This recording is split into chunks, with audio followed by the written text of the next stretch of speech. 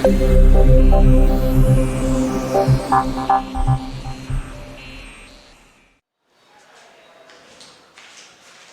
students. So in the last lecture we had discussed about the different types of motion, uniform motion, non-uniform motion, and in further non-uniform motion, uniform accelerated and non-uniform accelerated motion.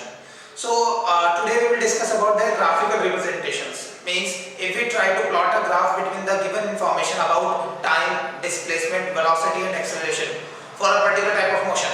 So how would it look like when we talk about uniform motion and when we talk about uniform accelerated motion, or we can say non-uniform motion. Non-uniform accelerated motion, even we can discuss it, but according to your syllabus these two types of motion are very important: uniform motion and we can say uniform accelerated motion. Okay, so first we need to categorize how many types of graphs do we need to study. So first we need to study about three types of graphs: displacement time graph, or we can say position time graph; second, velocity time graph, or you can say speed time graph if you are not considering direction; and the third, acceleration time graph. Fine. So there are three types of graphs: position time graph,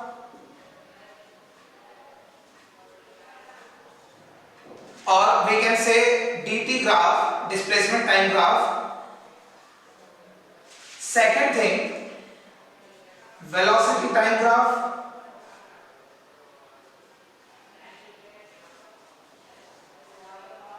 or we can say VT graph; and the third is acceleration time graph,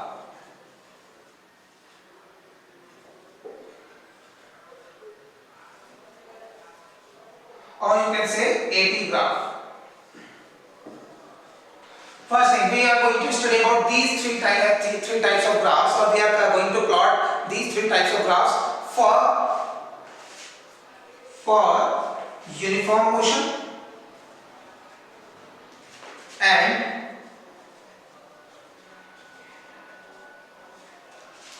uniform accelerated motion, which is actually non-uniform motion in itself. Uniform accelerated motion. Fine. So first thing we need to understand some basics about the graph. When we plot a graph between x, y coordinates, x, x dash, y, y dash, as you have studied in mathematics. So first thing we need to understand that from the origin point O, the right hand side data is for positive and the left hand side data for negative coordinates. In the same way, vertically upward is for positive coordinates in y-axis and vertically downwards is for negative coordinates in y-axis. We know it very well.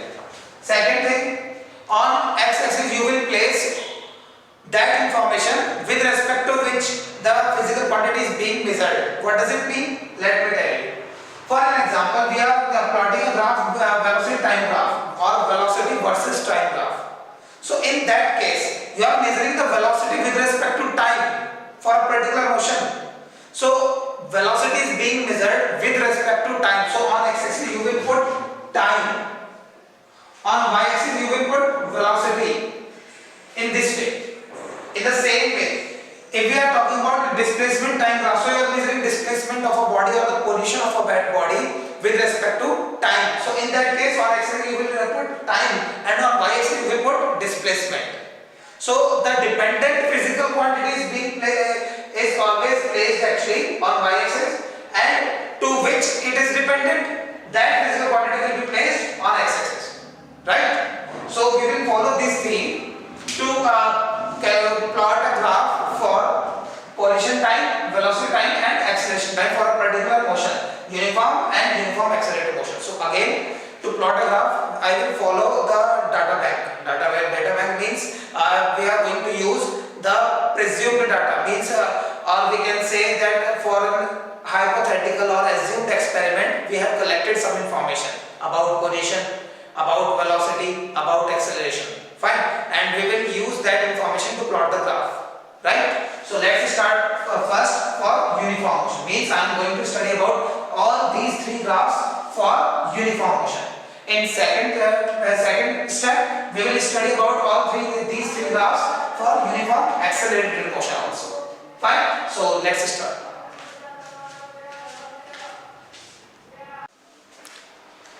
So let's start to study about graphical representation for uniform motion.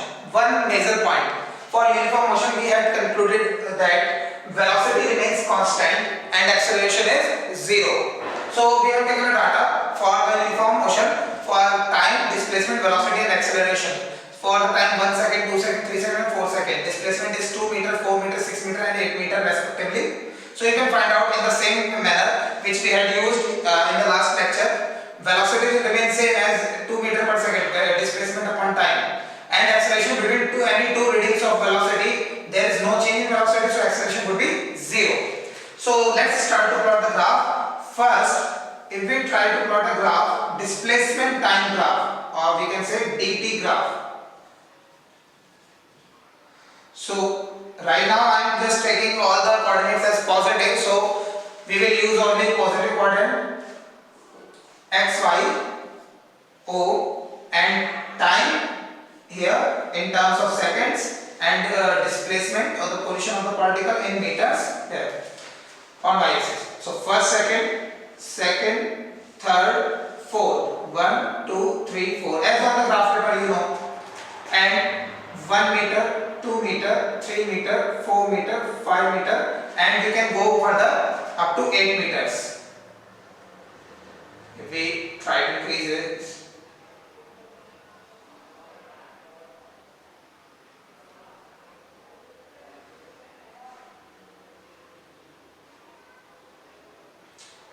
so 1, 2, 3, 4, 5, 6, 7 and 8. 1 meter, 2 meter, 3 meter, 4 meter, 5, 6, 7 and 8 in meters. So if we try to plot a graph for this, so intersection points are at 1 second 2 meter intersection, so you can get this. In second 4 meter, you will get this. In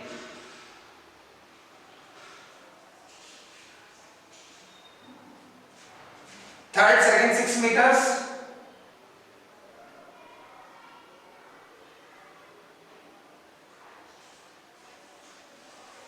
You will supposed to get this, and in the same manner you will go for 4.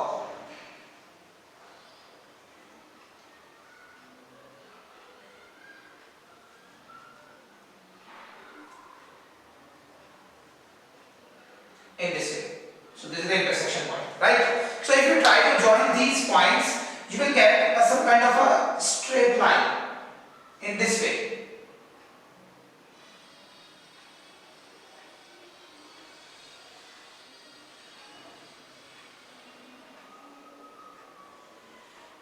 Like this, okay? A straight line by shape but inclined from x. So we can conclude for displacement time graph, if I write and represent this here, for position time graph in uniform motion, it will be inclined like this, okay? It will have some kind of a slope. Slope means how much it is inclined from x-axis. So it is called the slope. If you try to find out the slope, and slope mathematically is measured if this angle is theta, so the slope of the graph, let me tell you, the slope of line, let's say OA, slope of line OA from x-axis, it is actually tan theta.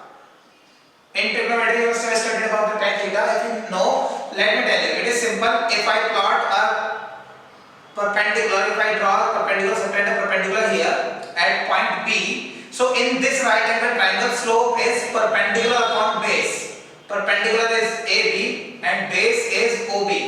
It will give you the value of slope, means how much it is inclined from x-axis. This is called the slope. So the slope, if I try to find out in this, slope between any two readings, slope between any two readings in dt graph. Now you know the nature of dt graph for uniform motion. Nature of dt graph is actually inclined line, straight inclined line, and the conclusion from this graph, if we go for its slope, so its slope between any two readings, these are random readings A, B, C, D, these These are readings. We can name them A, B, C, D. These are the readings. And if we go for these readings, so you will find, and between any two readings, between any two, as you wish. So suppose I am trying to find out the slope between A and C. So if I increase this to make a right angle triangle here, let's call this point as E. So in triangle CAE, the slope of the line, AC, it would be perpendicular upon base. Perpendicular is CE, upon base is AE. So the slope is, CE is actually 6 and 2, that is 4. 6 minus 2 is 4. Upon AE is 3 minus 1. Or you can say 4 upon 2 or 2. Even you will try to find the slope between OA, between AB, between BC and between CD. There is no change in the slope. Every time you will get 2. And who is having the value 2? 2 is the value of velocity. Which means the slope of, this is the major conclusion which will be helpful in further derivations. The slope of, which kind of graph is this? dt. The slope of dt graph will give you the value of velocity. Will give the value of velocity. This is the very important conclusion which we have found from this graph, right? You will highlight this in your notes.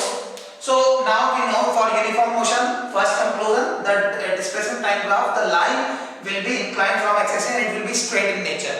First conclusion. Second, the slope of that line will give the value of velocity. Fine. Now let's talk about VT graph for uniform motion.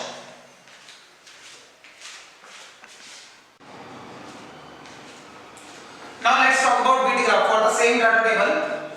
So if we try to plot a VT graph for 4 seconds, velocity in meter per second and time in seconds, O, X and Y. 1, 2, 3, 4. 1 second, 2 second, 3 second, 4 second, and 1 meter per second, 2 meter per second, 3 meter per second, 4 meter per second, 5 meter per second. So if you use that data table, you will see that for each and every second, actually the velocity remains constant, which is actually 2 meter per second. So for first second it is 2 meter per second, right? For second it is also 2 meter per second. For third second it will remain same, 2 meter per second. For the fourth second it is still 2 meter per second, right? So if you join these points, you will get the graph. So the graph is something, a straight line again by shape. That's why I always use actual name of the line, which is it is parallel to x-axis. So you will get a straight line parallel to time axis. We can say time axis.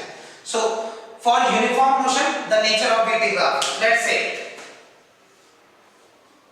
the nature of VT graph in uniform motion. So it will be parallel to time axis, something like this. Okay. So this is the nature of the VT graph for uniform motion. Now, can we calculate anything else from this graph? So let's try.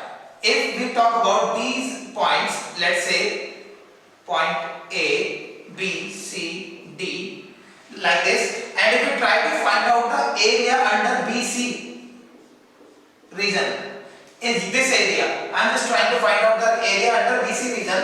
So what will be the area, or if I try to find out the area total between A to C, again, let's say A to C, total area lying under A to C. So let's try to find out area under VT graph. We are trying to find out area under VT graph. So area under AC, or in this rectangle OAC, and let's call it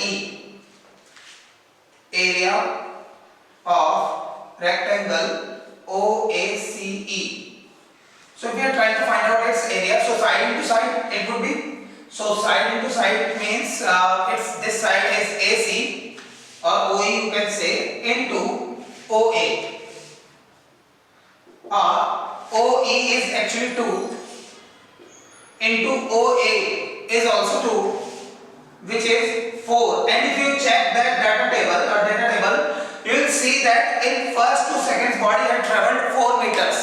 It means this area is giving you the value of displacement taken by the body in that particular time.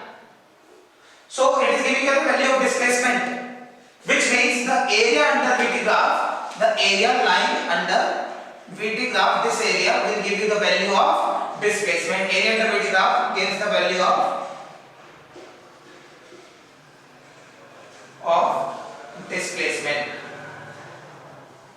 Right? This is the second conclusion. So we have concluded 2 major points again. First, for uniform motion, the nature of VT graph will be parallel to time axis, straight line. Second, which is the area under VT graph for a particular time will give you the displacement in that particular time. Right? So these are 2 major points or conclusions for VT graph, for uniform motion. Now let's talk about AT graph, and it is actually very simple. That's why I am discussing it right here. Acceleration time graph, and in the data table you have seen that acceleration is actually 0 because velocity is constant. So there will be no acceleration. It will remain 0 during the entire time. 1 second, 2 second, 3 second, 4 second. During the overall time observation, it remains 0. 1 meter per second square, 2 meter per second, 3 meter per second, 4. It is in meter per second squares, it is in seconds, and ultimately it will remain 0 during the time. So I will highlight the x-axis because in y-axis coordinate is actually 0. Acceleration is 0 during the time. So you will find first point, second point, third point here. So ultimately you can show it by highlighting the x-axis. Means it is 0. So what is the nature of AT graph? So the AT graph for uniform motion remains 0. Means the line will lie on x-axis exactly like this for the particular time. Okay. So this is the information about VT, DT and AT graphs for uniform motion. Now let's talk about non-uniform motion, or we can say uniform accelerated motion for this time.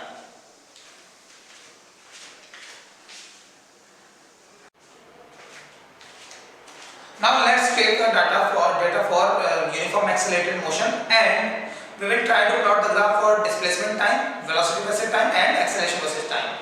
And one more thing is there that in this data table you will see that I have calculated displacement in the last.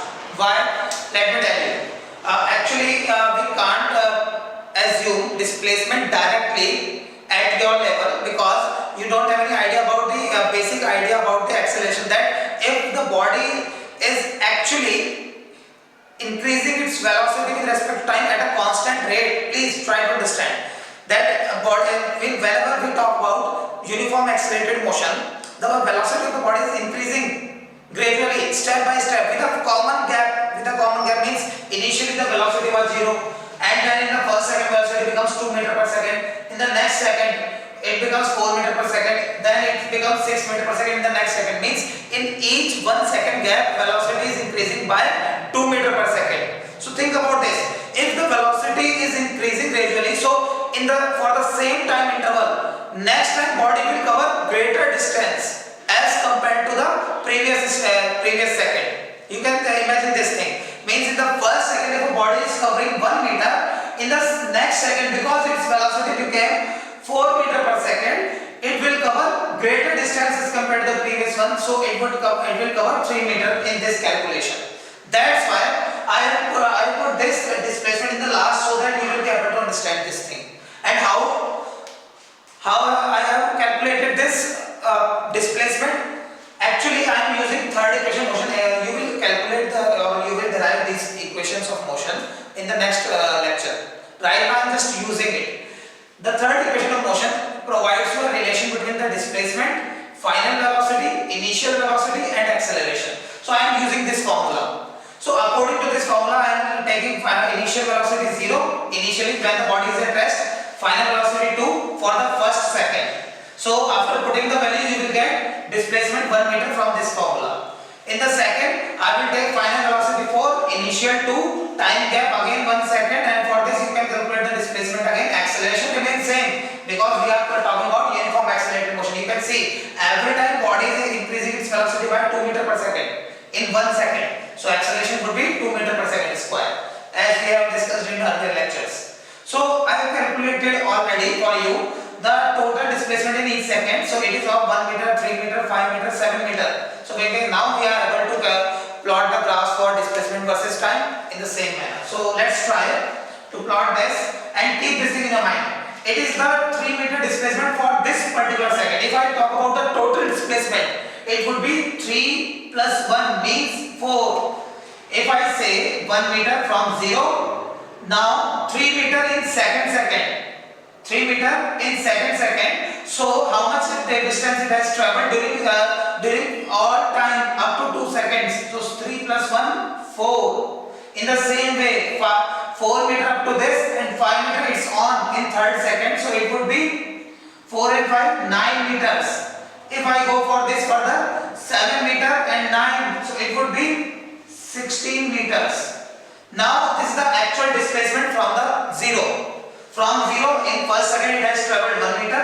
From 0 it has traveled 4 meter in second. It has traveled 9 meters from 0 and it has traveled 16 meters from 0. This is the major point which we need to understand.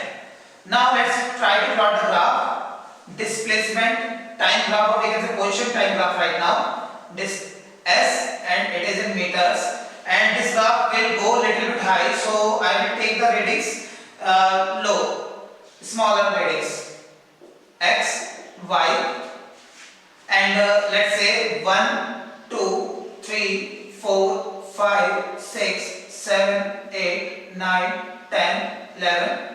In the same way, or I should write it a little bit low.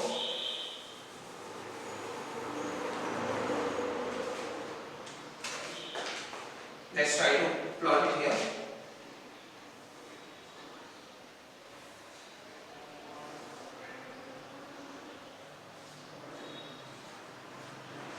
Now 1, 2, 3, 4, 5, 6, 7, 8, 9, 10, 11, 12, 13, 14, 15, 16.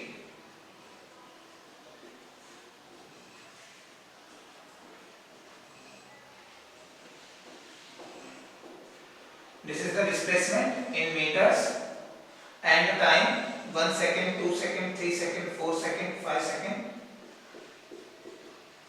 Time it is in seconds, right? So if we point out the coordinates, so it would be for first second it is of 1 meter. So first point you will get here. And in the second total displacement is of 4 here. In the third, total displacement is of 9. Most probably here. And on the fourth, it would be total 16.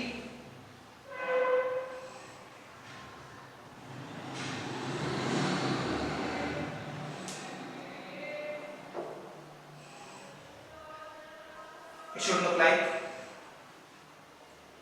here.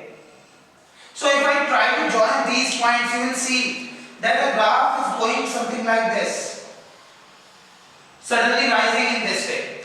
It is some kind of a square proportionality graph, but you will understand this when you will be able to understand this equation of motion. After that you will be able to understand this nature of graph. So right now we can say that for uniform accelerated motion, the graph nature of displacement versus time, it should look like this. Right? This is the nature of the dt graph. Basic properties remain same, that the slope of dt graph is actually tells us about the velocity. So the same, the slope of dt graph will give you the velocity value, and you will see that the slope is changing at every point between any two readings. Here the slope is different, here the slope is different. From axis you can calculate the slope at perpendicular upon base in this right angle triangle, perpendicular upon base in this right angle triangle. You will see You see the perpendicular and the base are changing in that way that you can't get same type of slope every time. It means the velocity is changing in the same way. You can see velocity is changing. That's why. So the basic property means same, that the slope of dt graph will give you the value of velocity, and the nature of graph is actually this. Now let's talk about velocity time graph for uniform accelerated motion.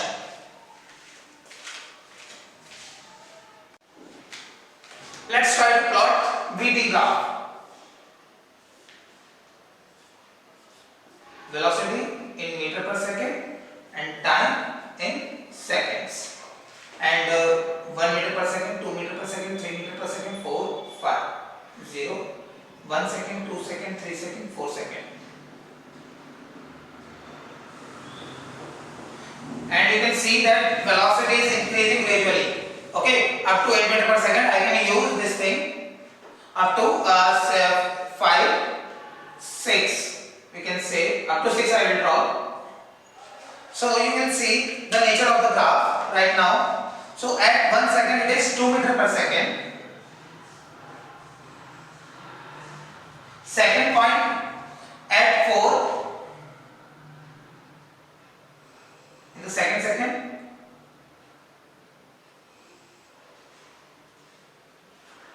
In the third, 6. Something like this.